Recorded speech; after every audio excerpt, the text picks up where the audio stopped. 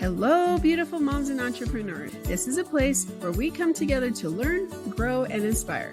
So sit back, relax, and let's get started. Hello, Unbreakable Mompreneurs. Today, I am here with Karen Coffey, and she has an amazing story. I'm going to actually let her tell her story, but she's gone from being homeless and a single mom to multimillion-dollar coaching industry. So Karen, why don't you introduce yourself to us? Okay, great. It's really good to be here, Charisse. I love what you're doing for moms. I love the passion and the mission that you have. But yeah, I'm Karen Coffey. I am a two-time Inc. 500 award winner for building. I really went from homeless single mom to building a multi-million-dollar coaching company. We won it 2 years in a row. But yeah, I don't know what else to say other than there are certain things that I really feel a businesswoman and a mom should do. And I say should. I really think you should, because as I was in the fetal position, losing everything that I had, literally my home, my cars, my son and I were living on the sofas of friends that they were feeding us because we had no money in the downturn of, I think it was 08, 09, 10, and 11. And I just couldn't pivot enough to get a job. And if anybody was around, people were losing their houses left and right during that time. Yep, no, that's true. And so I think for me, that's a hard thing. I was having a conversation because I just had a big milestone birthday, and my parents came in and surprised me. And so yesterday was like a 4-hour round trip driving because of all the clients that I was going to meet. And so they came with me. And so we had lots of time to talk.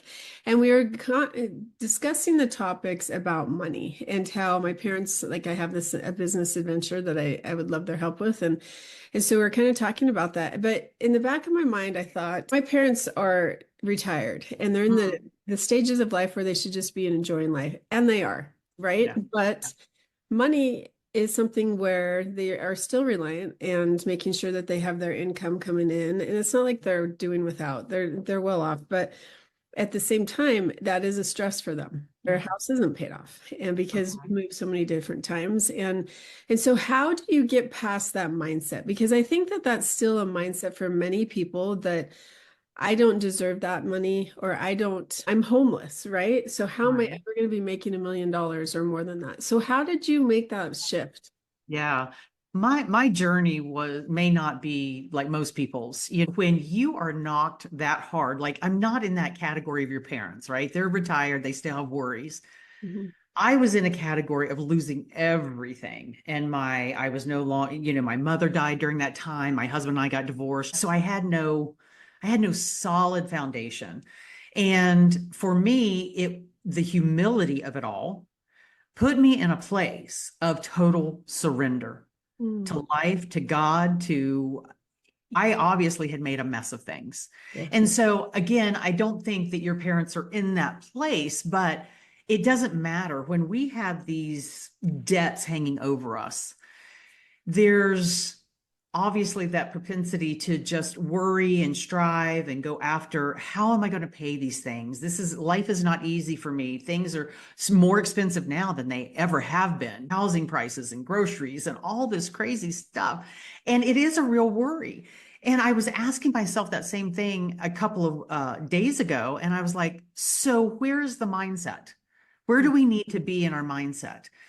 For me, it is, I am taken care of. It is a mindset and belief and surety that I am taken care of by a God that loves me. And I'm not going to preach, but I am a woman of faith. And I have to be, in order to have, when I was that homeless single mother, not knowing what dinner we were going to have, if we were going to do onions or celery with our ramen noodles, literally. And I had to become where I wasn't before, fully surrendered, and really bought into the idea that when I'm left alone to do it myself, I don't do the best job, that I need to partner. I don't want to be alone. Now, for some women, we're like, I don't want to be alone. I need a man.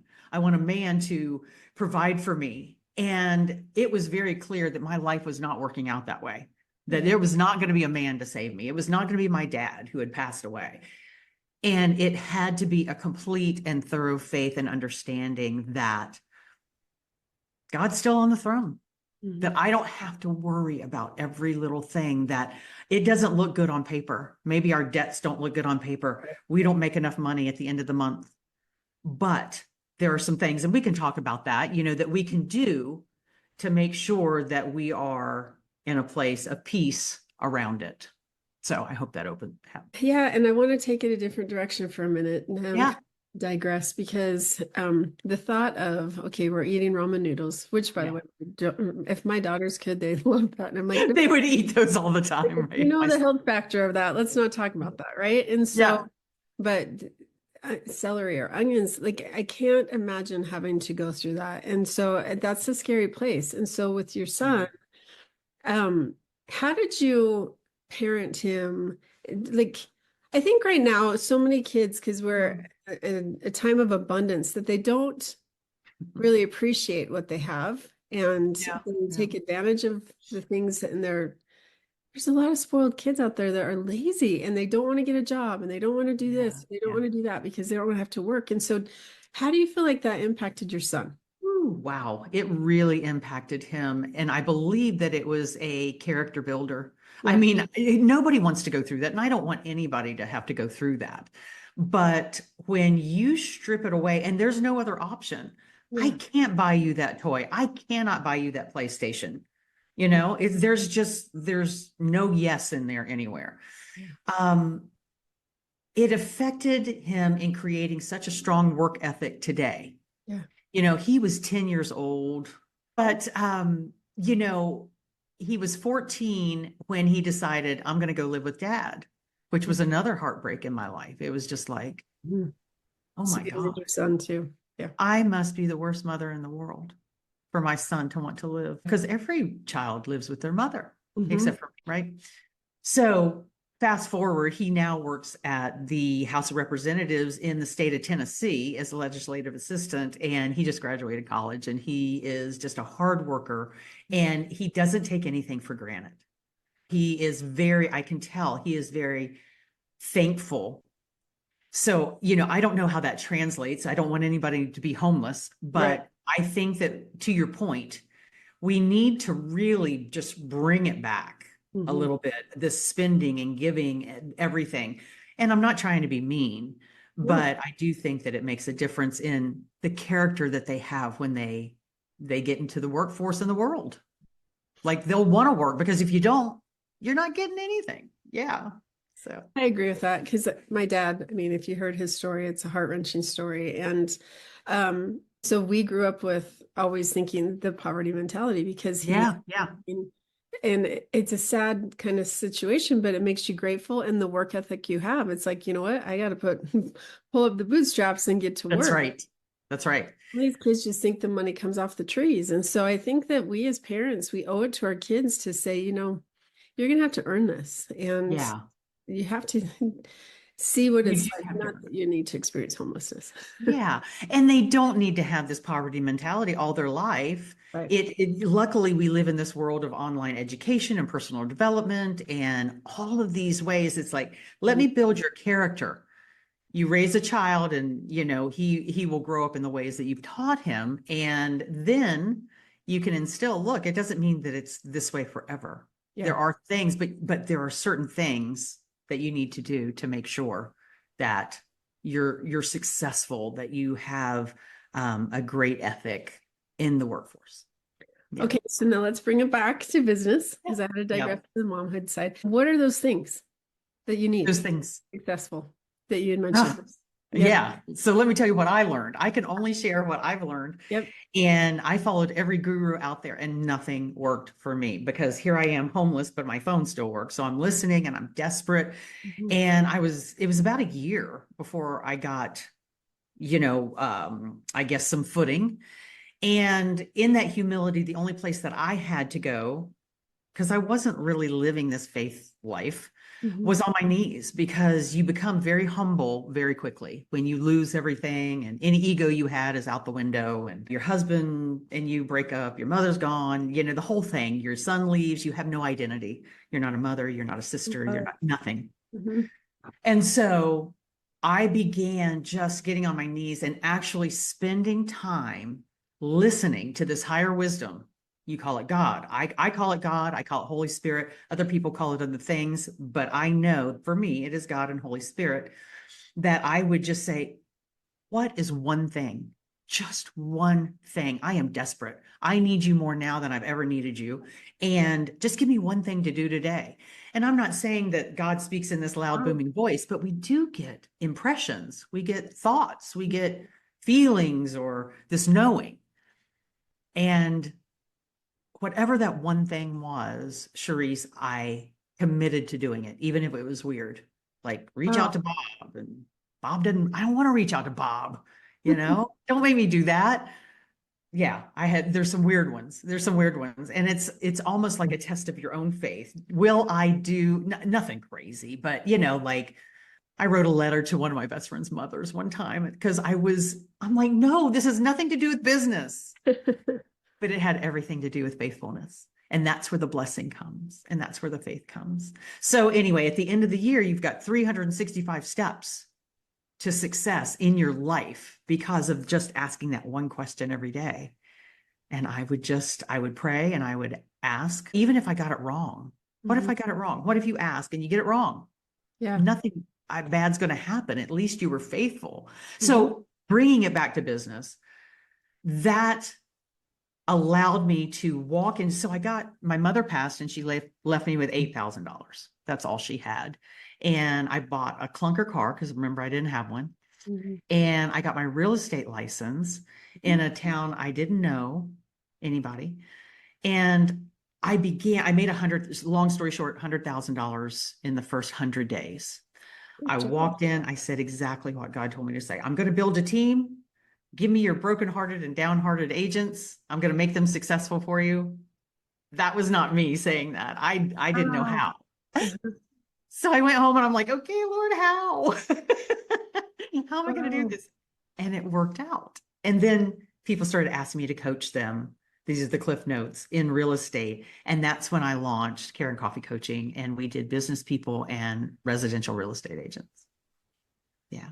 Oh my gosh, that is so amazing and so cool because I'm a real estate agent myself. And so I think that's the amazing part of it is that you followed what your gut, you followed your intuition, you followed, Yes. people can call it that. You followed who you were being told what to do. Yeah, but it's gut, it's intuition, it's those nuances, it's being very sensitive to what's right and wrong or what's my next best steps. Right. I Yeah. love Yeah. that. That is so cool. And I think that in a previous podcast, I kind of mentioned real quick that she talks about praying for people, and that's the business that she did. And I just feel like right now in a time where it seems like God's been taken out of so much.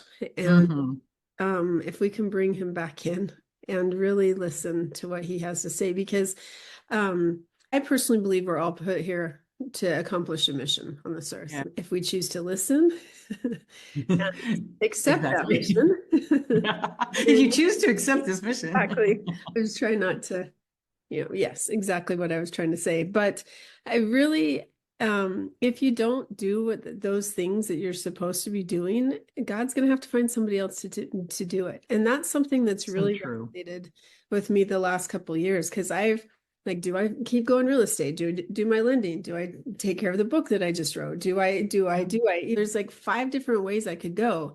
Yeah. And sometimes you get stuck, like, okay, which way?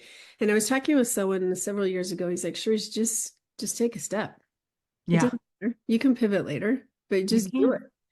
And I think that a lot of times we as women, we want to be the pleaser, especially as a mom, our jobs and our duties to our children. And we have to make sure that our kids are doing well. But if they don't watch you pursue your passion, how are you going to expect them to do that either?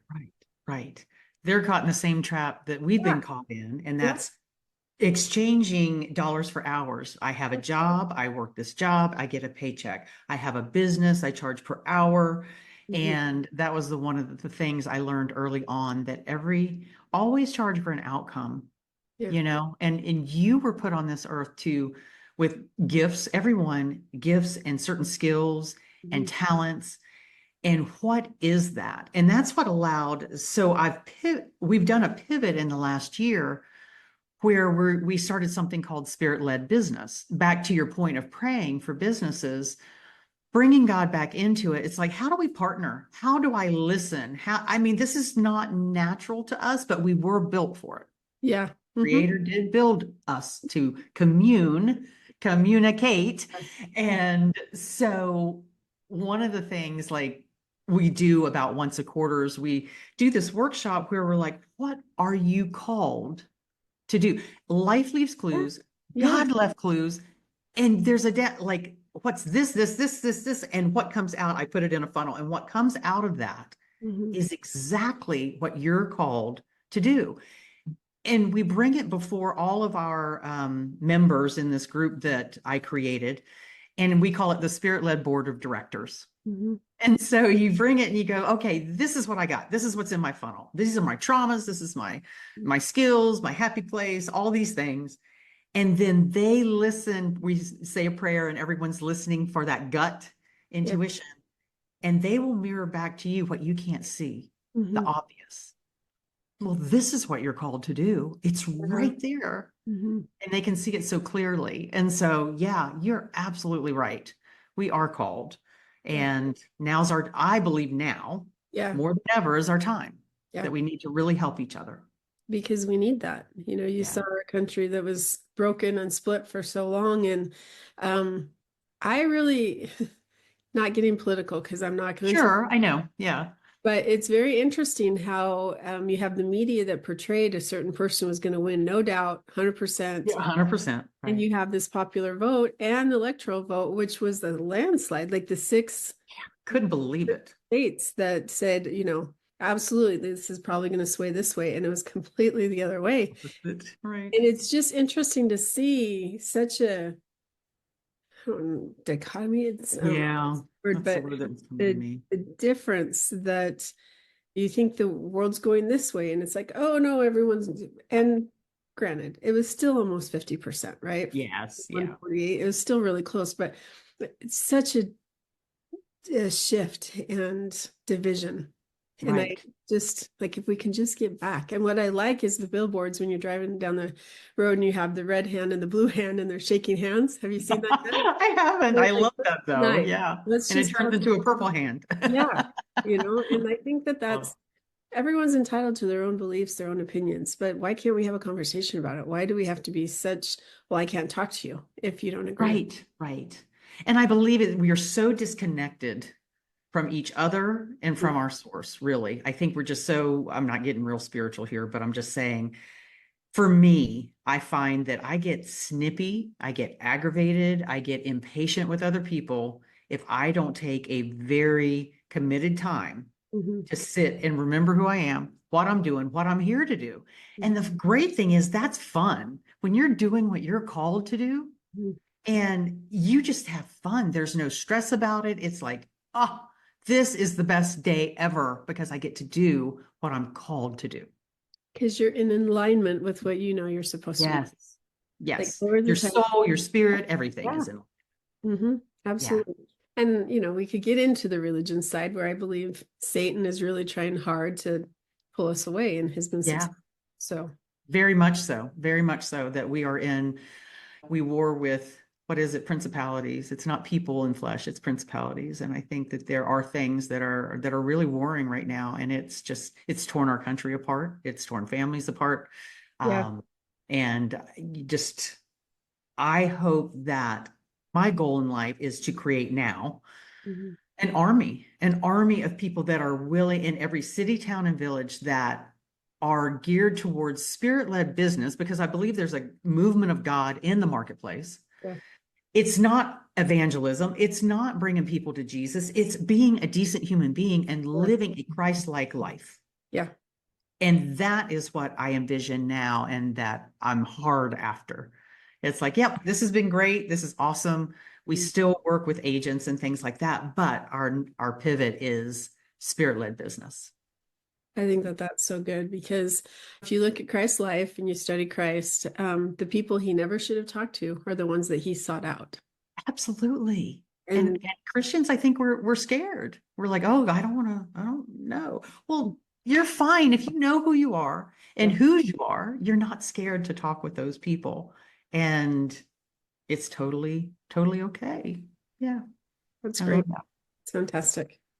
Okay, so with your own business, because let's talk, Mhm. you've built one very successful business and now you're building another one or have built that second one.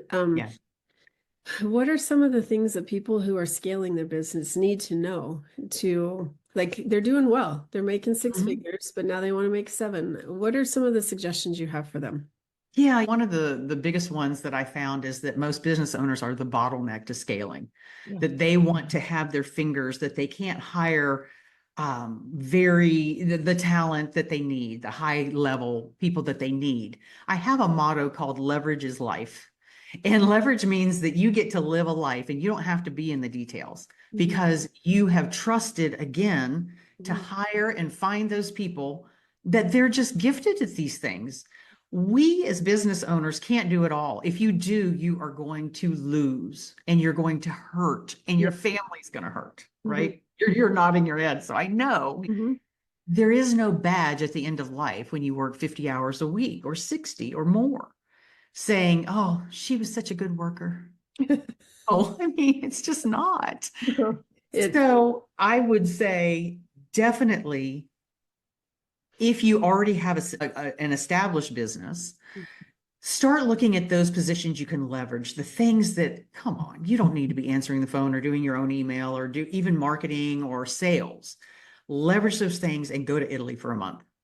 Go to Disney World for a week. Take your family. Leave them in charge. Hire well, train even better, and then leave them to own what it is that you've given them to do and let them fail forward. Mhm. Would be for established. Now, if someone's new, brand new in the business, and it could be online, it could be hyper local, it could be like real estate, insurance, or it could be online coaching, whatever it is. Maybe, yeah, you're building that. Business owners don't want to hear this because it's not fun.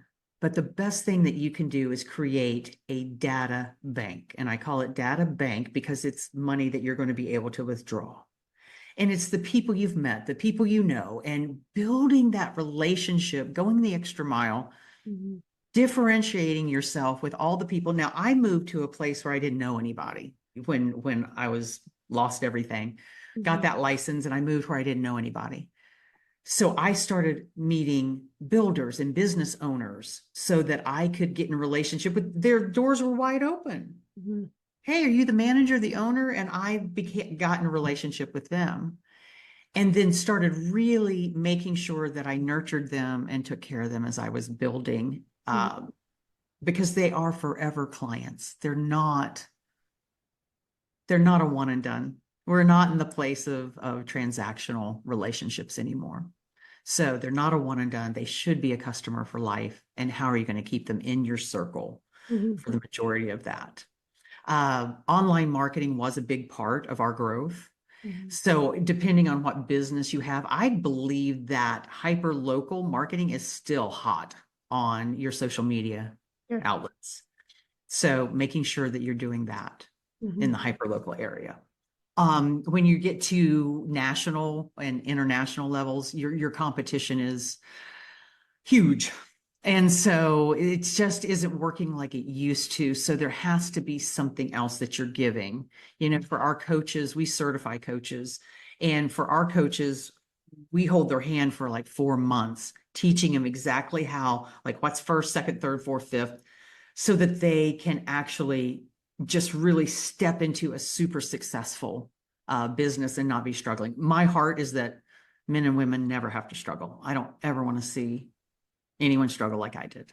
Yeah. So yeah, I make sure I hold their hand until yeah, they That's, get their six figures. but see, because you know how it feels, and that's the integrity Oh, as well. We've talked about people who as coaches, they just want your money and they'll give you. But as soon as you're like, hey, you know what, even if it's been 5 years that you've been coaching with them, as soon as you say, you know what, it's been 5 years, I'm kind of hearing the same thing over and over. It's like, hey, you're out next. And that Yeah. me, I could never imagine. Like I just had a huge 50th birthday party and Oh, you don't look it.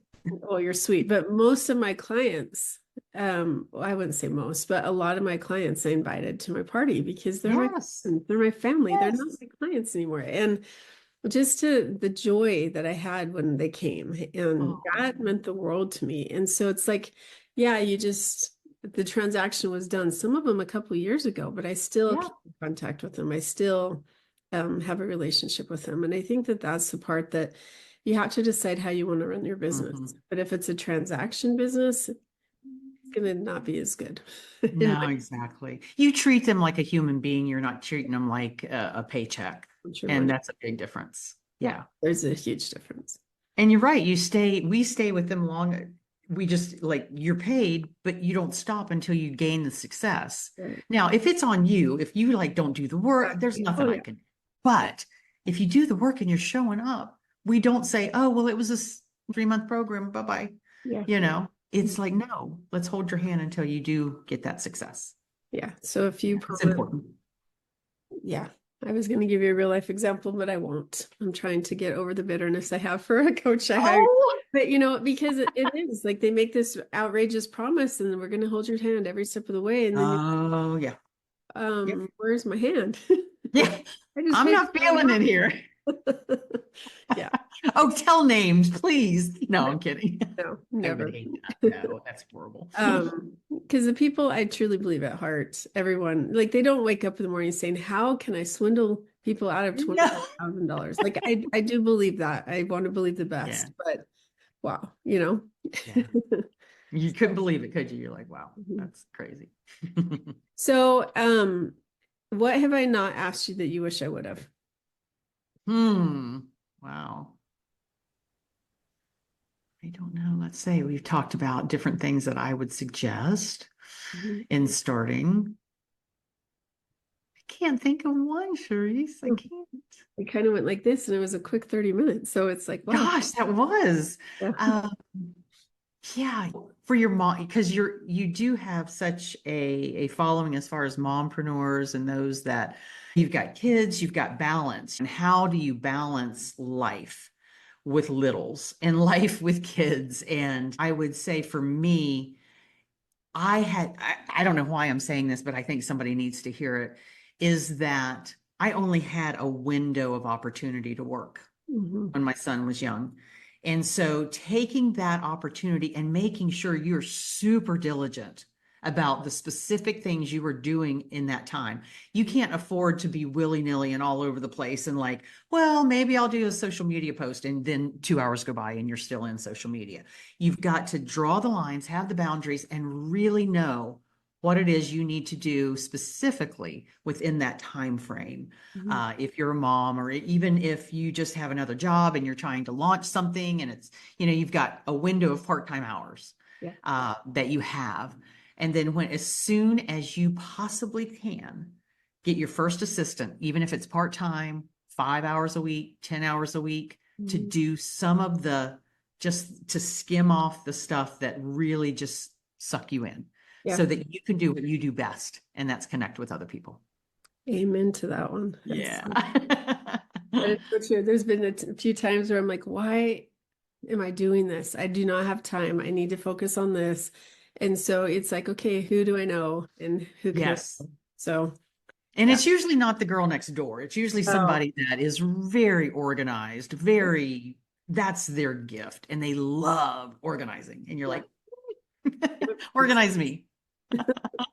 Well, thank you so much for being on. Oh, I really do appreciate it. yes, you're welcome. And I do have a gift for your listeners if you want to give them something. Yes, please do. Yeah. Okay. So if you go to our website, spiritledbusiness.org, so it's Mhm. spiritledbusiness.org, and you go on that website, it is a membership where we actually have a training every Tuesday. Mhm. This is a $500 a year thing. And for your listeners, I would love to give you a code that they can plug in and it won't cost them anything. Oh, wow. That they're in it for the entire year and they don't have to pay anything. And the code is SLB, just like Spirit-Led Business, but SLB, no space, none, 2024. So I would just love for them, welcome them in and have them be a part of what we're doing. If they don't like it, they don't ever have to show up. But if they love it, they're going to get so much out of it, so much success. That is really generous. Thank you so much for that. You're welcome. Thank you for having me on. And they can, if they want to go more with you, then just go to the spiritledbusiness.org and that's it. Spiritledbusiness.org, and they can just contact us, or they can just email me, Karen at spiritledbusiness.org. Okay. Thank you. We're happy to talk with them. Thank you. It's been a pleasure. Well, Unbreakable Moms, you can do it is the phrase that I want you to think about, that you do have a purpose, you do have a mission. And yes, being a mom is one of those things, absolutely. But if you have this kind of idea in the back of your mind that you should be doing something else, or specifically something that you know, then take a step and take another step and figure that out. Because like Karen, she is very successful in where she is because she listened. So thank you. Go out and make it a great day. Beautiful moms, remember, you are unbreakable. Keep illuminating the world with your strength, pursuing your dreams, and reveling in the splendor of motherhood. This is Charisse Walker, bidding you farewell for now. Stay tuned for more empowering conversations on the next episode of the Unbreakable Mompreneurs podcast. Until then, keep shining bright. Signing off with love, Charisse Walker.